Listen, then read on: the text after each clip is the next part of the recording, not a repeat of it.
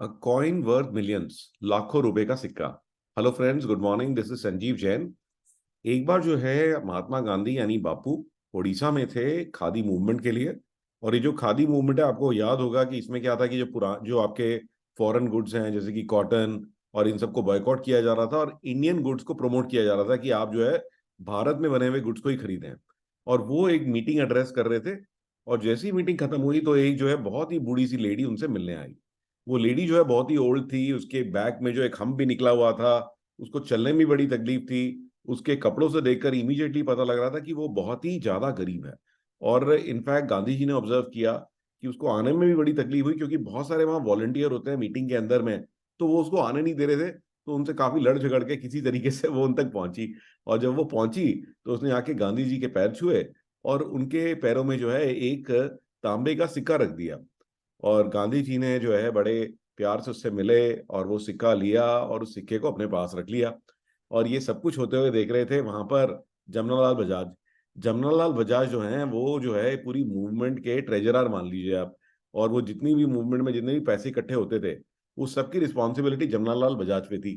तो वो सब कुछ देख रहे थे। जब वो लेडी चली गई तो गांधी जी के पास गए और उन्होंने गांधी जी को बोला कि हाँ भी लाओ वो सिक्का मुझे दो।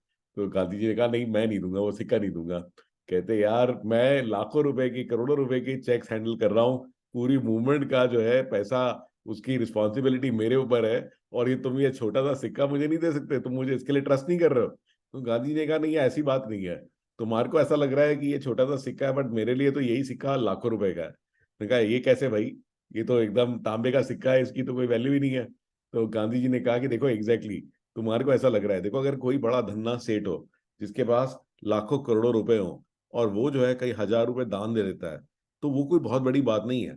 बट तुमने इस लेडी को देखा, तुमने देखा कि इसके पास पहनने के लिए ठीक से कपड़े भी नहीं थे। तो इसने जो है सिक्का दिया, इसका मायने जो है बहुत ज्यादा है इसके लिए। इसने तो प्रैक्टिकली अपनी जो है जो भी पैसा इसके पास है ना, आधी जमीन जायदाद ही हमें दे दी है। राइट। तो ये जो सिक्का है ये लाखों करोड़ों रुपए का सिक्का है मेरे लिए, तो मैं इसको अपने पास ही रखूंगा, मैं तेरे को नहीं देने वाला हूँ। तो गाइज ये देख रहे हैं आप कि this is the importance of giving.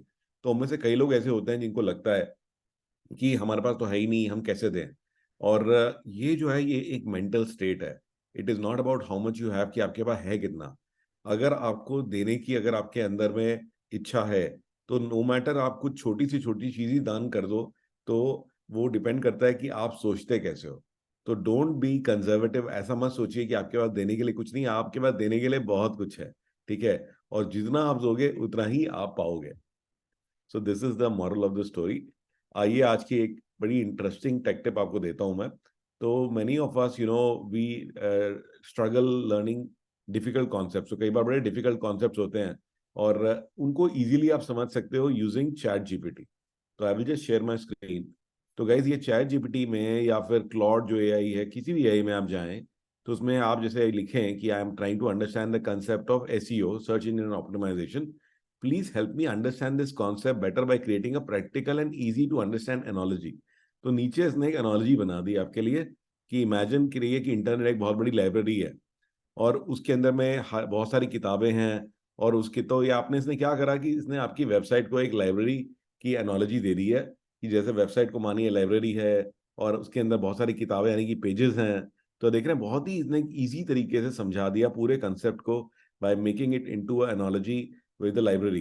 In the same way, I tried another one कि I tried the concept of photosynthesis. तो उसने कहा let us use the analogy of a magical factory called Sunshine Company to understand photosynthesis.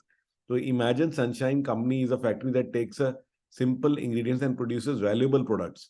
Okay, तो factory में क्या है, green house है, factory की मशीन है। तो अब देख रहे हैं कि इसने एक फैक्ट्री का कंसेप्ट लिया और अब आपको फोटोसिंथेसिस समझा दिया। है ना अमेजिंग।